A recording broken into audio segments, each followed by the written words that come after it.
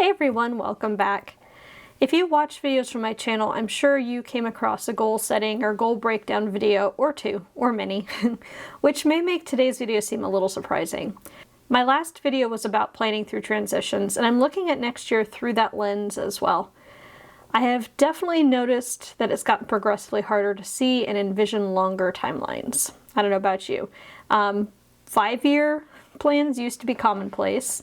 But I know that I even have a hard time imagining what 1 year from now looks like. I've had somebody ask, oh, what do you want to do, 15 years from now? Or what would you do if you weren't doing this? And I'm just like, I have no idea.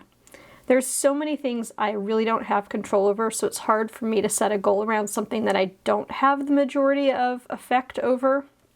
So for example, completing the real estate classes I need for my license, I have a reasonable amount of control over that. So I can control, the fact that I can set aside time to take those. I can control how quickly I move through them. Setting aside time to make sure that I actually sit down and go through the class. Those things I have control over. So that's the sort of thing that I'm thinking about when I say having a majority of an effect over it. But another example, let's say for a business, increasing the number of properties we manage by whatever percent by next year. So there are two issues I have with that goal, if that was one of my goals, let's say. One, I have much less control over that outcome. So, for instance, I can't control whether or not somebody signs up to have us manage their properties. We can, try to convince them that's the case. But I also know the market where our company is changing. A lot of people are selling their properties. They're being bought up by people that are either self-managing or having a larger company manage. So there's a lot less control that I have over the outcome of that goal.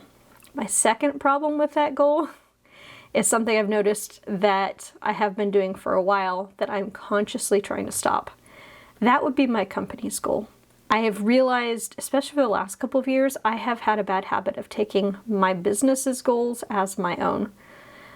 As a business owner, your business can easily become your identity. I know that's happened for me. And you start to take on business goals as your own.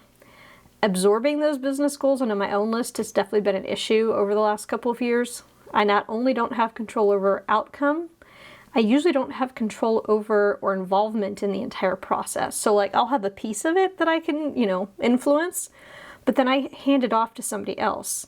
So when I have that entire goal on my list, but yet I'm not the only one working on it, it creates an issue.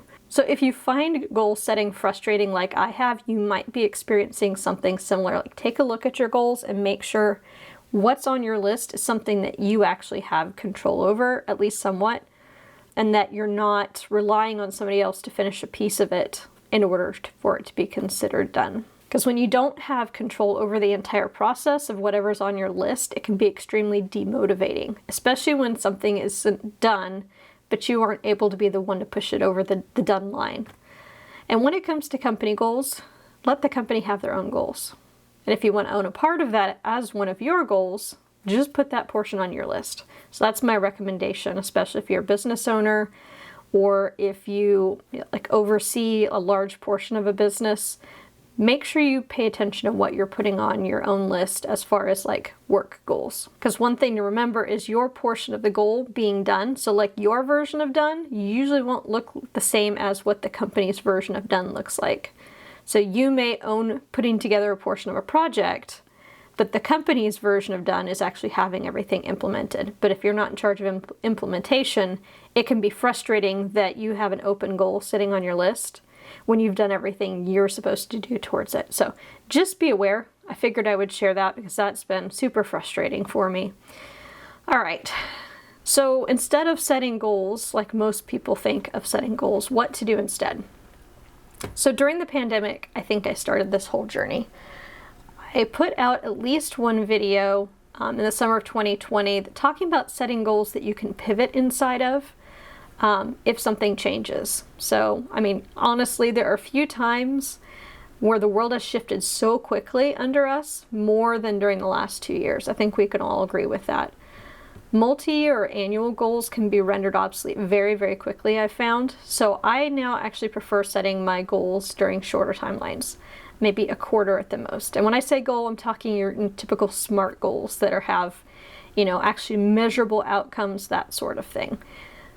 Now, where does that leave me with annual goals? Does this mean I'm ignoring the year-long timeline now? Actually, no. So let me show you what I'm thinking for next year.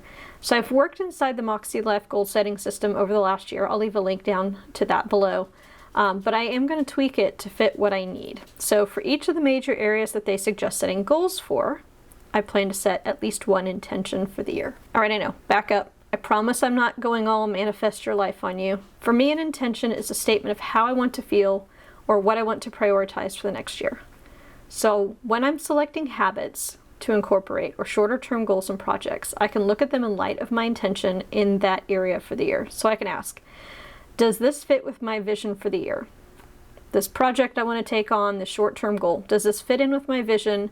Does this help me feel the way I want to or align with my values and priorities in that area? So the other thing, I know people think October is pretty early to start thinking about the following year. But one, this isn't something that magically starts for me on January 1st. These are things that reflect how I'm wanting to live. And two, I'm wanting to live with these for a bit. I've been reviewing them about once a week and making small changes so they really reflect me and my values. Speaking of values, several years ago I actually sat down, identified my values, and I also continue to review those annually. So I did want to start there. If my values aren't the basis, I at least do my best to make sure I'm in alignment with my values at least when I'm putting goals and intentions and things together. So this is what I have here set up. So my values are faith, family, creativity / growth / learning, because I have yet to sit down and figure out a good word that summarizes all of that, balance, loyalty / commitment. I have another one that is love your neighbor as yourself / community, and then I have leadership. So you'll notice under here I have kind of what that means to me, just because each of these words is very broad. So like, what does that value look like in my life? So I have that underneath there. So with those as my basis, here's where I am with my intention right now. All right, you'll notice that this is going to be a very rough copy. It's still in my spiral notebook, and other iterations of intentions and goals show up in here as well. So at the top, I made a note about the type of language I may want to consider. So while this version of language is usually more for businesses, it's resonating with me right now because it pulls me away from that SMART goal idea, which is not the direction that I want these to go. Instead, I feel like this pushes me to think bigger. So I have vision / intention. Like, what's my vision for the year? What intention do I want to set for myself? Next, I have objective. What objective would get me closer to that, or what strategy or roadmap should I set in place? This lets me think in terms of habits, not just projects, because some of these things just need to be supported with a regular habit.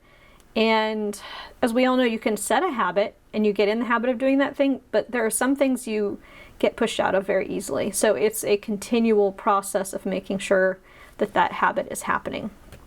And then finally, what action plan can I follow to get me closer to my vision for the year?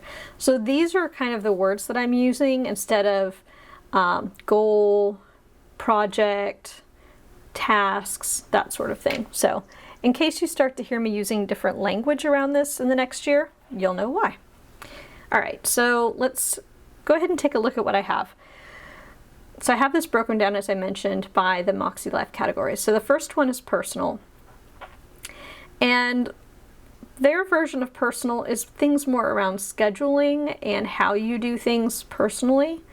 So I have a couple of things written down. I had something that was kind of where I was this year, create a life in alignment with my values that brings me joy and peace. So that's kind of where I started. I've been reading a lot about margin and leaving margin in your schedule, just so one, you don't have to freak out when things don't quite go as you expect them to, and also just to give yourself a little bit of breathing room so you don't feel like you're just flying from one thing to another. And I think margin is probably one of the most important parts of being able to feel like you're living a little more slowly. I also had a note about creating more space for things that bring me joy. So that kind of brought me to these two intentions that I'm still playing with. Live a balanced life, giving quality time and attention to the most important things in my life. Those most important things are reflected in my values. So that's what we went over before. Something inside of that, design my life to meet my top priorities in a balanced, healthful way. So that would maybe be kind of more of my objective or my strategy, like how I want to get to this intention. And then some of these I pulled from a sheet that was some examples of intentions, strategies, and then like an affirmation that you can kind of tack along with that. I'm not usually big on affirmations, but I did like some of these. So the affirmation that went along with that was, I make peace my top priority. I choose peace-giving thoughts instead of stressful thoughts. And then a second intention in the section would be to express my true authentic self, living in alignment with my values and vision. Part of that for me is tuning into and uncovering my real passion and purpose. I mean, I have an idea of what that might be. I think it's changed a little bit. But to me, this ties into the, if you weren't doing what you're doing now, what else would you do? And I'm still trying to figure out what that might look like. So in addition to figuring out what that is, to find ways to express your real passion and purpose. And the affirmation that kind of went along with that, I am joyfully fulfilled each day, living from my passion and purpose. All right, so the next section for Moxie Life is fun and recreation, and I apologize if you hear dogs in the background. I'm watching my mom's two dogs in addition to mine, so there are lots of little tippity-tappity toes going on her hard floors. So for fun and recreation, I usually have somewhat of an issue with this because it's like, what's fun? You know, what do you consider recreation? I don't go on vacations all the time, so for me, I decided this next year I wanted to make sure I was prioritizing rest. So that's kind of the additional element that I brought into this. So first I started with practice creativity, and then I got to thinking about experiencing more joy and play in my life. So from there, creating a life that is creative and playful, one that makes me feel alive. An affirmation being, I'm enjoying my life and feeling happier and more alive. Some things that kind of went along with that, so these might fall under strategy action plans, is to seek moments of rest and restoration daily, maybe just to even schedule them in. Making small tasks mindful moments, so letting myself be absorbed in what I'm doing and not spending time like thinking about other stuff. So the example I remember from, I think is it Zen Habits? There was a blog, and he was talking about washing the dishes and actually being mindful about washing the dishes. And so I find sometimes if I'm mindful about doing small things around the house, I'm happier. So, and then the third thing I thought about is maybe returning to taking one day off a week, because I used to work slightly longer days and then have an additional like full day off, especially because we worked so many hours when we first started our company. A second intention would be to express and use my creativity in satisfying, energizing ways. So strategy inside of that are objectives, spend time doing things that satisfy my creativity, talent, and passion. And then an affirmation of my creativity is flowing and I am restored by expressing myself in this way. All right, next section, work and learning. So here's a prime example. We're looking at doing something with my real estate license in Texas. Now, this is not something I would do on my own. So instead, this is going to be a company goal. And I noted that because I wanted to make sure this doesn't show up on my goal list. This is something I will have a part of, but I only want to put my parts on my list. The company can have their own goals, and I don't want to be responsible for them in their entirety. So instead I have for an intention, create work that is fulfilling my life purpose or passion and is financially viable. So inside of that, a couple of objectives or strategies. Create strategies to allow my work team and business to function more optimally. And then create the kind of work that reflects my true purpose and meets my financial goals. So a couple of affirmations that might go along with that. My unique talents, services, skills, and passion magnetize and create financially flourishing work, and I'm redesigning my work to be more successful with less stress and more joy. I think we all want less stress and more joy, especially when it comes to work. Now, as far as family and relationships, I've actually had more of an intention for many years in this area, which was to purposefully tend our marriage. But the relationships, I think, need to be bigger than that. So I then started with cultivate meaningful relationships, but then I think I found something that maybe pulls everything in. So experience energizing, balanced, supportive relationships where we enjoy and mutually benefit from each other's talents and virtues. So finding people that build me up, that I enjoy spending time with, and essentially making sure I'm not fostering toxic relationships. Something inside of that would be to implement powerful relationship skills into my life that improve all my work and personal relationships. And then an affirmation, I now choose and flourish in relationships that are mutually enriching and based on love and support. A couple of other things inside of that, planning regular date nights, maybe looking at intentional anchors, which Anchored Women, she did, Casey Pratt, I believe is her name. She did a workshop on intentional anchors. So it'd be things like Taco Tuesday or like a Friday family movie night or something like that. It's something that as a family we can look forward to. It's like a tradition. Things that you do different seasons that basically anchor your family into that season and together. So we have some of those, but I'd like to look and see where we can kind of enhance that or do more of them.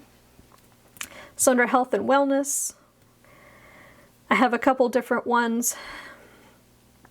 These are ones I think I still want to tweak. For me, language is really important about how I word these, because either it draws me in and energizes me to do something, or I'm like, I don't really feel it, and I especially find that important in the health and wellness area. So a couple of ideas I have would be radiate health through healthy eating, movement, and energy management, or be well-toned at the right weight and feeling really great about my body. Inside of that, prioritize exercise in my life and stick to a realistic and effective exercise program that will give me a well-toned, slimmer body. And it's not so much about, because I know, there's a whole thing around health and wellness. For me, it's about being at a weight that helps me have enough energy. And I know when I carry extra weight, it actually drains energy from me. So I want to be kind of optimized for myself. And then also, second potential option side of strategy is implement a realistic, healthful diet. Diet not meaning like temporary, like diet meaning how I eat, that I stick to, that works for attaining and or maintaining my weight goals. So that's kind of where I am there. These I want to tweak a little bit more because, I don't know, they're not where I want them, where I'm like, yes, let's do this. The radiate health through healthy eating, movement, and energy management, I think is more kind of where I want to be.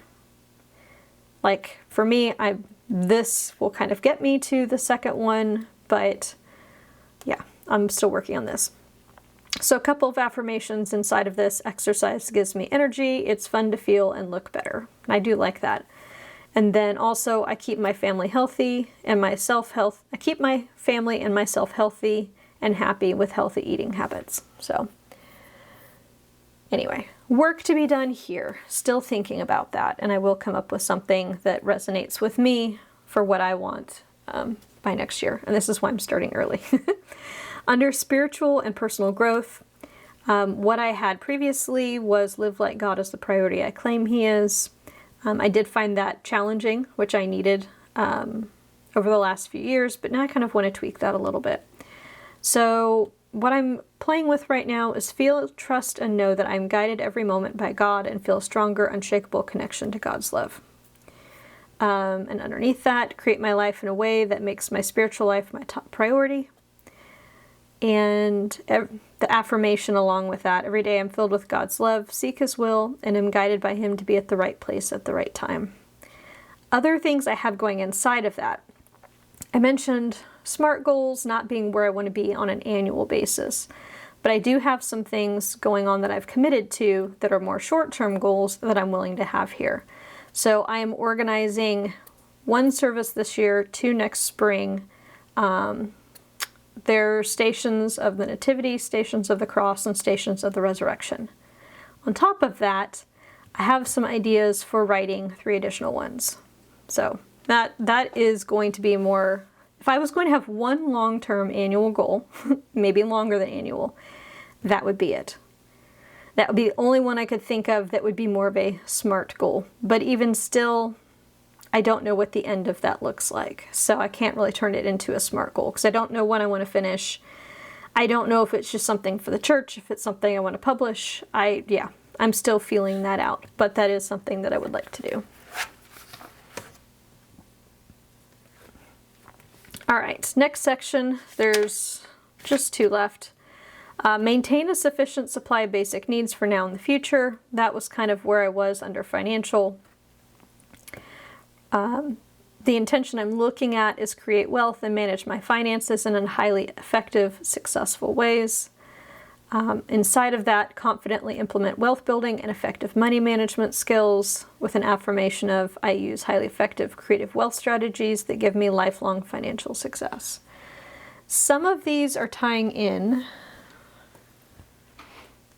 to these statements that I had under my values. If you remember, I showed this to you just a little bit ago.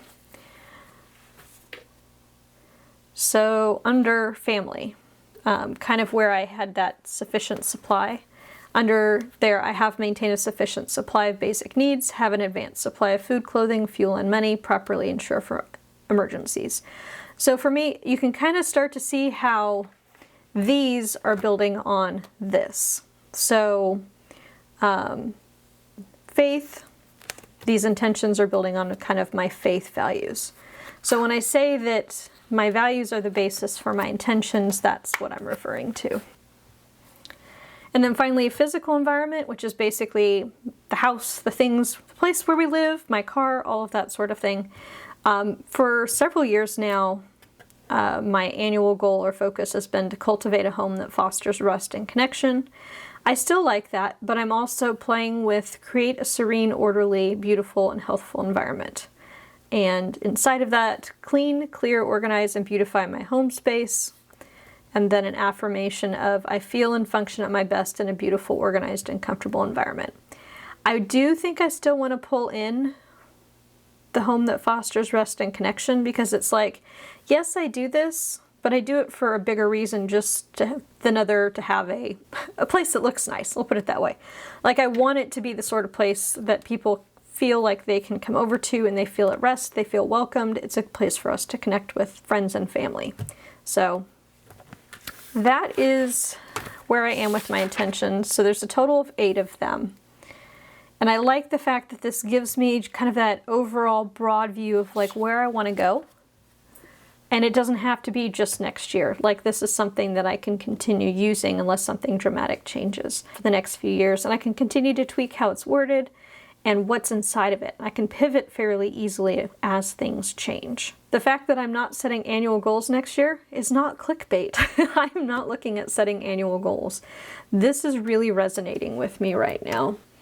So that's what I'm looking at for next year instead of goal setting.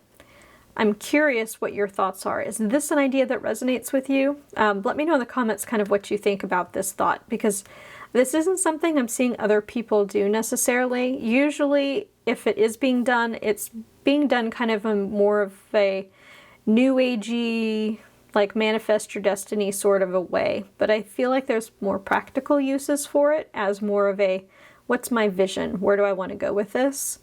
And then how can I create steps inside of that that gets me there without everything having to be at like these set intervals of time. Like I have to have an annual goal or something, because usually stuff changes so quickly. Like I'm good to get through a quarter without something really changing underneath me that I have to pivot on top of. Thank you so much for watching. If you enjoyed this video, please consider leaving a like. If you enjoy this sort of planner related content, I encourage you to consider subscribing. Thank you so much for watching. I'll see you in the next video. Bye!